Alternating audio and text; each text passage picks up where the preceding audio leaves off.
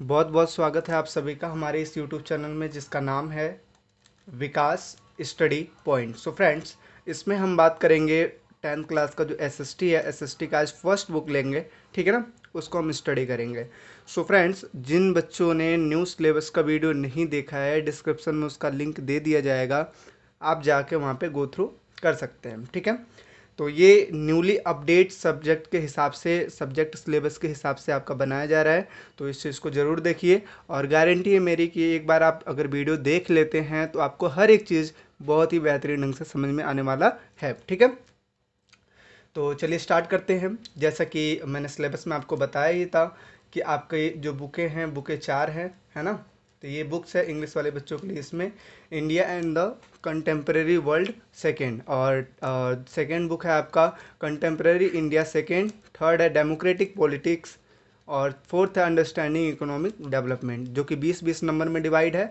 और हिंदी में अगर बात करें तो भारत और समकालीन विश्व, दूसरा है समकालीन भारत, और तीसरा है लोकतांत्रिक राजनीति सेकेंड, और चौथा है आपका आर्थिक विकास की समझ।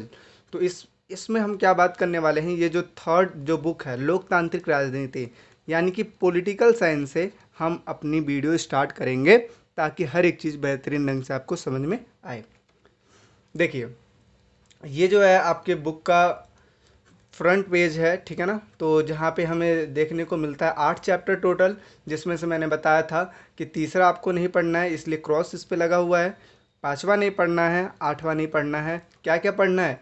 तो पहला, दूसरा, चौथा, छठा और सातवां, ये आपको स्टडी करना है। तो आज की वीडियो में हम बात करेंगे सत्ता की साझेदारी, ठीक है ना, इसके बारे में बात करेंगे। तो ये है आपका चैप्टर सत्ता की साझेदारी, चैप्टर नंबर 1। टॉपिक कौन कौन से टॉपिक को रीड आउट करने वाले हैं, पहले इस चीज़ को देख लेते हैं। तो मोस्ट इंपॉर्टेंट टॉपिक आपका टोटल 5 दिया गया है, जैसे बेल्जियम और श्रीलंका। बहुत ही इजी चैप्टर है ना। इस चीज़ को ध्यान में रखिए, बहुत ही इजी चैप्टर है और बहुत ही बेहतरीन ढंग से आपको समझ में आएगा। तो पहला है बेल्जियम और श्रीलंका, दूसरा है श्रीलंका में बहुसंख्यकवाद, ठीक है, तीसरा है बेल्जियम की समझदारी, चौथा है सत्ता की साझेदारी क्यों जरूरी है, और पांचवा है सत्ता की साझेदारी के रूप। ठीक, टोटल 5 आपके टॉपिक हैं। आगे अगर बात करें तो देखिए, यहां से आपका चैप्टर स्टार्ट होता है सत्ता की साझेदारी। देखिए, सत्ता का मतलब क्या होता है? शासन होता है। क्या होता है? शासन। साझेदारी का मतलब क्या होता है? हिस्सेदारी। अब आप बोलोगे हिस्सेदारी क्या होता है? हिस्सेदारी का मतलब होता है कि कोई भी चीज़ हो उसमें पार्टनरशिप, है ना। जैसे सपोज एक कंपनी है, कंपनी में 2 लोग हैं जो कंपनी में ऑनरशिप के दावेदार हैं, तो क्या है, इसमें साझेदारी 50-50% की हो जाएगी, है ना। तो इसी को बोलते हैं साझेदारी। ठीक, सत्ता की साझेदारी यानी कि शासन को डिवाइड कर देना, इसमें हिस्सा प्रदान कर देना, सत्ता की साझेदारी कहलाती है। तो यहाँ पे हम 2 चीज़ की बात करेंगे, एक करेंगे बेल्जियम की, ठीक है ना, बेल्जियम की बात करेंगे, और दूसरा करेंगे श्रीलंका की बात, ठीक है। तो इस चीज़ को ध्यान में रखिए, 2 देशों के बारे में बात करेंगे, एक बेल्जियम का और दूसरा श्रीलंका का। दोनों देशों में देखेंगे प्रॉब्लम कौन कौन सी थी और दोनों देशों ने कौन कौन से हिसाब से इस प्रॉब्लम को सुलझाया। ठीक, इस चीज़ को देखेंगे। तो सबसे पहले बात करते हैं सरकार के अंग कितने होते हैं। तो 3 टाइप्स के अंग होते हैं सरकार के, जो कि 11th क्लास में भी आपको देखने को मिलेगा। सरकार के 3 अंग होते हैं, कौन कौन से? कार्यपालिका, विधायिका, न्यायपालिका। कार्यपालिका क्या होती है? विधायिका का काम होता है कानून का बनाना, कानून को क्या करना? बनाना, यानी कि तैयार करना। कार्यपालिका का काम क्या होता है? ये जो कानून बना हुआ है इस चीज़ को क्या करना है? लागू करना है। और न्यायपालिका का काम क्या होता है कि ये जो लागू किए गए कानून है ना, इनकी समीक्षा करना। क्या करना? समीक्षा करना या जांच पड़ताल करना। ये किसका काम है? न्यायपालिका का। इसके अलावा न्याय देना, ये भी किसका काम है? न्यायपालिका का। तो इस चीज़ को ध्यान में रखिए, सरकार के 3 अंग होते हैं, कार्यपालिका, विधायिका, न्यायपालिका। ठीक है, तो अभी तक हमने क्या समझा? चैप्टर का नाम समझा कि सत्ता की हिस्सेदारी नाम क्यों रखा गया है। दूसरा हमने समझा सरकार के अंग, कार्यपालिका, विधायिका और न्यायपालिका। अब जैसा कि आपका फर्स्ट टॉपिक है, देखिए ये फर्स्ट टॉपिक है आपका बेल्जियम और श्रीलंका, तो इस चीज़ को स्टार्ट करेंगे। देखिए बेल्जियम और श्रीलंका आपका फर्स्ट टॉपिक है।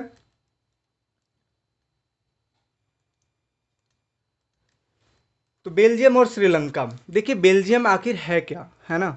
तो ये जैसा कि हमें पता है ये यूरोप है। यूरोप में एक छोटा सा देश है, ठीक है, एक छोटा सा देश है जिसको बोलते हैं बेल्जियम। अगर आप विश्व के मैप में देखेंगे तो आपको बहुत छोटा सा दिखाई देगा, और इसको जूम आउट करके मैं दिखाने की कोशिश किया हूँ।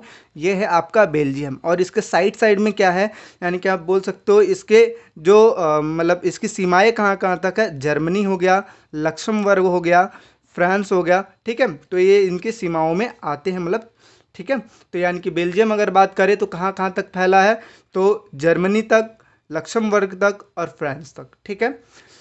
तो जैसा कि फर्स्ट पॉइंट लिखा है कि बेल्जियम यूरोप का एक छोटा सा देश है, जैसा कि आप देख रहे हो। दूसरा, क्षेत्रफल की अगर बात करें तो हरियाणा जो देश, हरियाणा जो राज्य है भारत का, उससे भी क्या है, छोटा है। सीमाओं की बात करें तो फ्रांस, नीदरलैंड, जर्मनी और लक्समबर्ग तक फैला हुआ है, जैसा कि आप चीज़ें देख सकते हैं, ठीक है, कहाँ कहाँ तक फैला हुआ है। आगे अगर बात करें इसकी आबादी कितनी है, तो 1 करोड़ है। कितनी है, 1 करोड़, जो कि हरियाणा की जनसंख्या से आधी है। आगे अगर बात करें तो लोगों की आबादी, यानी कि जो 1 करोड़ है, 1 करोड़ में कुल कितने लोग हैं जो डच हैं, कुल कितने लोग हैं जो फ्रेंच हैं, है ना। तो 1 करोड़ को अगर डिवाइड करें तो हमें समझ में आता है 59% डच रहते हैं यहाँ पे, जो कि कौन से शहर में रहते हैं, फ्लोमिस में रहते हैं। 40% फ्रेंच हैं जो कि कहाँ रहते हैं, बिलोमिया में रहते हैं। और 1% जो जर्मन, मतलब जर्मनी भाषा, मतलब जर्मनी भाषा बोलते हैं, ठीक है ना, जर्मन भाषा बोलते हैं, तो वो यहाँ पे रहते हैं। ये दोनों में ही हो सकता है, फ्लोमिस में भी हो सकते हैं और बेलोमिया में भी हो सकते हैं, ठीक है। आगे अगर बात करें तो राजधानी कहाँ है इसकी, ब्रुसेल्स है। जैसे भारत की राजधानी दिल्ली है, ऐसे वहाँ की राजधानी क्या है, ब्रुसेल्स है।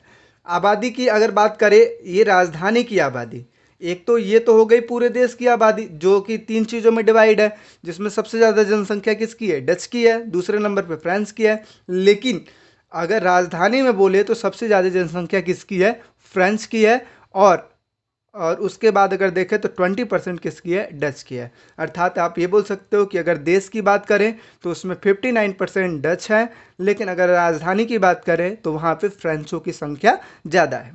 आई बात समझ, आई होप कोई दिक्कत नहीं हुआ होगा। आगे, फ्रेंच लोगों की संख्या कम थी, कहाँ, पूरे देश में अगर बात करें तो फ्रेंच लोगों की संख्या क्या है, कम है ना, 40% है। इसके बावजूद वो डचों की तुलना में ज़्यादा समृद्ध थे और ताकतवर थे। समृद्ध का मतलब होता है कि मतलब उनके अमीरी टाइप में बोल सकते हो, उनके पास सारा चीज़ होना, ठीक है। ताकतवर यानी कि इनके पास पावर्स भी थे। जैसे जैसे डचों को शिक्षा मिलती गई, यानी कि ये जो जिनकी संख्या ज़्यादा थी इनकी शिक्षा मिलती गई, वैसे वैसे वैसे वैसे ये फ्रेंच लोगों से नाराज़ होने लगे, है ना, क्योंकि ये समृद्ध भी थे और ताकतवर भी थे। लेकिन अगर पढ़ाई की बात करें तो फ्रेंच लोग ज़्यादा पढ़े लिखे थे और ताकतवर भी थे, लेकिन डच लोग इतने नहीं थे। और जैसे जैसे डचों को प्रशिक्षण मिलने लगा, शिक्षा मिलने लगी, वो फ्रेंच लोगों से नाराज़ होना स्टार्ट हो गए। आगे अगर बात करें तो 1950 से 60 में दोनों समूहों में तनाव पैदा हो गया, किनके, डच और फ्रेंच में। और इसका सबसे ज़्यादा असर कहाँ देखने को मिला, ब्रुसेल्स में, यानी कि जो राजधानी है वहाँ देखने को मिला। तो आई बात समझ में। तो यहाँ आप चीज़ें देख सकते हो कि यहाँ पे रहने वाले 2 लोग सबसे ज़्यादा हैं, एक डच और फ्रेंच। अगर देश में बात करें तो डचों की संख्या ज़्यादा है, और अगर राजधानी की बात करें तो वहाँ पे फ्रेंचों की संख्या ज़्यादा है ना।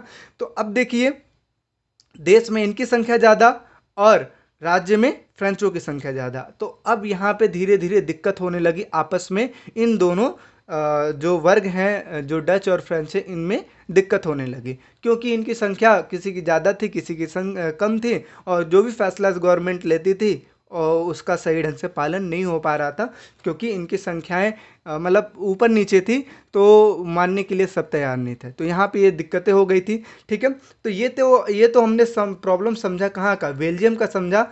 अब समझेंगे प्रॉब्लम श्रीलंका का। पहले प्रॉब्लम मैं समझा दे रहा हूँ कि इसमें प्रॉब्लम समझ में आ गई ना। अब प्रॉब्लम समझेंगे श्रीलंका का, फिर उसके बाद सॉल्यूशन बात करेंगे कि बेल्जियम ने क्या सॉल्यूशन निकाला और श्रीलंका ने क्या सॉल्यूशन निकाला। ठीक है, तो ये थी ब्रुसेल्स, जैसा कि आप देख सकते हैं।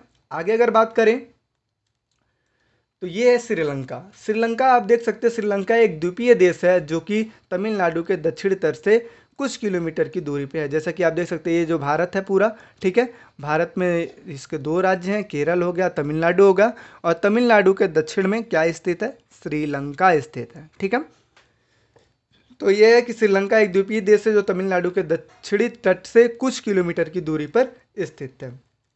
क्षेत्रफल की अगर बात करें तो हरियाणा के बराबर है। किसके बराबर है, हरियाणा के बराबर, यानी कि जो इसका क्षेत्रफल है, ठीक है, वो हरियाणा जितना है। आबादी की बात करें तो 2 करोड़ है, यानी कि ब्रुसेल्स में 1 करोड़ थी, यहाँ पे कितनी है, 2 करोड़ है। अगर इसके संख्याओं का डिवाइडेशन की बात करें तो 74% रहने वाले सिंघली लोग हैं। कौन है, सिंघली लोग हैं। 18% जो है तमिल लोग हैं, तमिल लोग रहते हैं, जो कि कहाँ रहते हैं, श्रीलंका में रहते हैं। और 7% जो लोग हैं ईसाई लोग रहते हैं, कहाँ पे, श्रीलंका में। सिंघली और तमिलो सॉरी, ईसाई लोग जो हैं जो सिंघली भी बोलते हैं और तमिल दोनों भाषा बोलते हैं। ठीक है, आगे अगर बात करें तो जो 18% तमिल है, 18% तमिल को हमने 2 चीज़ों में डिवाइड किया है, क्योंकि 13% लोग ऐसे हैं जो श्रीलंका मूल निवासी, यानी कि ऐसे तमिल हैं जो कि श्रीलंका के मूल निवासी हैं, यहीं पे रहने वाले लोग हैं। लेकिन अगर 5% की बात करें तो ये कहाँ से आए हैं, तमिलनाडु से आए हैं। कहाँ पे रहने के लिए, श्रीलंका में रहने के लिए। जैसे आप देखते हो कि अगर सपोज देश में आपदा हो या कोई भी स्थिति पैदा हो जाए तो उस टाइम पे क्या होता है कि यहाँ के युद्ध की स्थिति अगर पैदा हो जाए तो उस टाइम पे क्या होता है कि जो देश के जो लोग होते हैं वो अपना देश छोड़ के किसी दूसरे देश में चले जाते हैं। जैसे कि बांग्लादेश से, है ना, भारत में आए थे जब बांग्लादेश के साथ युद्ध हो रहा था, है ना, जब पाकिस्तान बांग्लादेश के साथ युद्ध कर रहा था तो उस टाइम पे बांग्लादेश का जो नाम था पूर्वी पाकिस्तान था। तो उस टाइम पे भारत ने बहुत सारी मदद की थी। तो उस टाइम पे जो बांग्लादेश के जो लोग थे वो भारत में चले आए थे। ठीक है ना, तो ऐसे ही आपदा की स्थिति में जो लोग होते हैं वो पलायन कर जाते हैं। तो ऐसे ही करके 5% जो लोग थे वो हिंदुस्तान छोड़ के, है ना, तमिलनाडु को छोड़ के कहाँ पे आ गए थे, श्रीलंका में आ गए थे, जो कि कितने परसेंट है, 5% है। ठीक है, आई बात समझ में। तो 18% को हमने डिवाइड कर दिया 13 और 5 में, तो 13% जो है श्रीलंका के मूल निवासी तमिल हैं और 5% कौन है, हिंदुस्तानी तमिल है। आगे अगर बात करें तो सिंघलियों में ये जो 74% सिंघली हैं, इनमें भी बौद्ध ज़्यादातर है, क्योंकि यहाँ पे बुद्ध भगवान को ज़्यादा माना जाता है। ठीक है, उनकी विचारधाराओं को ज़्यादा फॉलो किया जाता है। तो ये लिखा है कि बौद्ध ज़्यादातर लोग हैं कहाँ पे, श्रीलंका में। आगे अगर बात करें तमिलों में भी हिंदू और मुसलमान दोनों ही है, यानी कि जो तमिल है, तमिल में भी हिंदू मुसलमान दोनों हैं। तो ये आप देख सकते हो बनावट, है ना, किसका, श्रीलंका का। अब बात करते हैं श्रीलंका में एक्चुअल में प्रॉब्लम क्या थी। तो प्रॉब्लम यहीं से राइज होती है कि जो 74% सिंघली हैं, ठीक है, और जो 18% तमिल हैं। अगर सपोज सरकार बन गई सिंघलियों की तो 18% वाले क्या सोचेंगे कि यार ये सरकार हमारे बारे में नहीं सोचती है ना, कुछ भी काम करती है सिंघलियों के बारे में करती है। और वाकई में भी ऐसा हुआ, ठीक है, कि सिंघली लोग ने जो सरकार थी सिंघलियों को ज़्यादा से ज़्यादा सपोर्ट करने लगी, तो तमिल जो लोग थे अपने आप को बहुत ही ज़्यादा बेगाना समझने लगे। ठीक है, तो आगे प्रॉब्लम समझते हैं। तो ये देखिए, श्रीलंका में बहुसंख्यकवाद का मतलब क्या होता है कि ऐसे लोग जिनकी संख्या बहुत ज़्यादा है। तो किसकी संख्या ज़्यादा है, सिंघलियों की संख्या ज़्यादा है। तो आगे देखते हैं फर्स्ट पॉइंट। सन 1948 में श्रीलंका स्वतंत्र राष्ट्र बना। सन 1948 में श्रीलंका जो है क्या बना, स्वतंत्र राष्ट्र बना, यानी कि आज़ाद हुआ। सिंघली की संख्या ज़्यादा होने के कारण वो अपना प्रभुत्व स्थापित करना चाहते थे, यानी कि सिंघलियों की संख्या कितनी थी, 74% थी। तो अपनी वो सत्ता स्थापित करना चाहते थे, प्रभु सत्ता स्थापित करना चाहते थे। आगे क्या हुआ, 1956 में एक कानून बनाया गया जिसके तहत सिंघली को एकमात्र राजभाषा घोषित कर दिया गया। यानी कि अगर राजभाषा का मतलब क्या है कि सिंघली की जो भाषा थी उसको राज्यभाषा बना दिया गया कि सिंघली ही बोलना पड़ेगा, यहाँ पे कोई तमिल उमिल नहीं चलेगा, सिंघली ही बोलना पड़ेगा। आगे अगर बात करें, जिसकी वजह से सिंगलियों को छूट मिल गई, अर्थात प्राथमिकता मिल गई, नौकरी से लेकर स्कूलों में भी लेकर हर चीज़ की उनकी प्राथमिकता मिल गई। अब क्या हुआ, ज़्यादातर श्रीलंका के संविधान में सिंगलियों के लिए प्रावधान बना दिए गए, यानी कि विभिन्न टाइप्स के प्रावधान बना दिए गए। किसके लिए बना दिए गए? श्रीलंका में जो सिंगली लोग थे उनके लिए बना दिए गए। अब इससे क्या हुआ कि जो तमिल लोग थे, तमिल लोग अपने आप को दमिश समझने लगे कि यार ये हमारे साथ बहुत ज़्यादा गलत हो रहा है। जो वहाँ के ईसाई जो लोग थे वो भी अपने आप को बहुत ज़्यादा दमिश समझने लगे कि यहाँ पे श्रीलंका की जो सरकार है, सिंगली की जो सरकार है, वो अपने बारे में ये सोच रही है, हमारे बारे में तो कुछ कर ही नहीं रही है। उनको ज़्यादा प्राथमिकता दे दी, हमें तो कुछ दी ही नहीं। तो अब क्या हुआ, दोनों समूहों में क्या पैदा होने लगा, मतलब तनाव पैदा होने लगा। आगे श्रीलंकाई तमिलों ने अपनी राजनीतिक पार्टी बना ली, यानी कि अब इनके खिलाफ, सिंगलियों के खिलाफ इन्होंने भी अपनी एक पार्टी बना दी। ठीक है, तमिल को राजभाषा बनाने के लिए प्रेरित करने लगे और नौकरियों तथा क्षेत्रीय स्वायत्तता के लिए मांग करने लगे कि भाई हमें भी नौकरियों में छूट दो और क्षेत्रीय स्वायत्तता दो। ठीक है, और आगे चल के ऐसा होता है 1980 के दशक तक उत्तर भारत, उत्तर पूर्वी श्रीलंका, उत्तर पूर्वी का मतलब क्या होता है कि जैसे मान लो कि ये था, सपोज ये हो गया आपका तमिलनाडु, है ना, ये हो गया आपका केरल, और नीचे क्या है, नीचे श्रीलंका है। तो इसको ईस्ट बोलते हैं, इसको वेस्ट बोलते हैं, इसको बोलते हैं नॉर्थ, तो इसको बोलते हैं साउथ।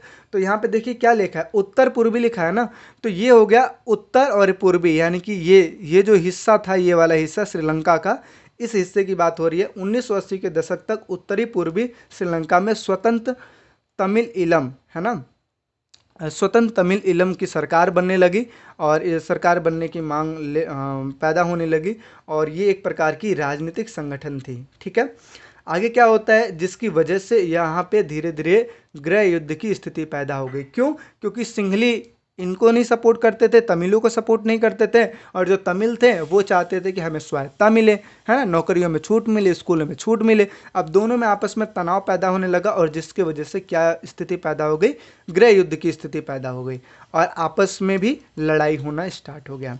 ठीक है, जिसकी वजह से हजारों लोगों की जान चली गई और कई सारे लोगों को घर से पलायन करना पड़ गया, है ना, अपने घर को छोड़कर भागना पड़ गया।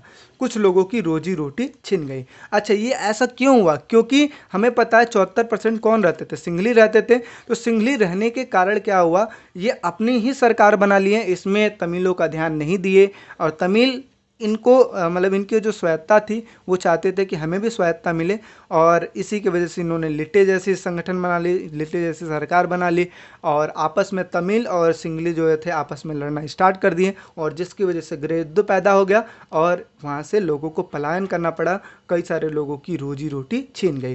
तो ये थी श्रीलंका की प्रॉब्लम, और प्रॉब्लम का उन्होंने सॉल्यूशन इस हिसाब से निकाला कि सिंघली की सरकार बना दी गई। ठीक है ना, तो ये आप समझ सकते हो, जो सॉल्यूशन निकाला ये भी एक सॉल्यूशन नहीं था, ये भी बहुत बड़ी प्रॉब्लम थी, क्योंकि लोग आपस में ही लड़ गए। सॉल्यूशन तो उसे बोलते हैं ना कि जितने भी लोग हैं अच्छे से रह रहे हैं, है ना, कोई लड़ाई झगड़ा ना हो, इसे सॉल्यूशन बोलते हैं ना। लेकिन वहाँ की जो सरकार ने जो सॉल्यूशन निकाला उससे सिचुएशन संभली तो नहीं, लेकिन और बिगड़ गई। ठीक है, तो ये थी श्रीलंका की प्रॉब्लम और उसका सॉल्यूशन जो श्रीलंका ने निकाला था। अब बात करेंगे बेल्जियम ने, जो बेल्जियम में जो प्रॉब्लम थी, वहाँ पे भी तो ऐसी स्थिति थी ना, किसी की संख्या ज़्यादा थी, किसी की संख्या कम थी। तो बेल्जियम ने क्या मतलब रणनीति निकाली, क्या तरीका निकाला, उस चीज़ के बारे में बात करते हैं।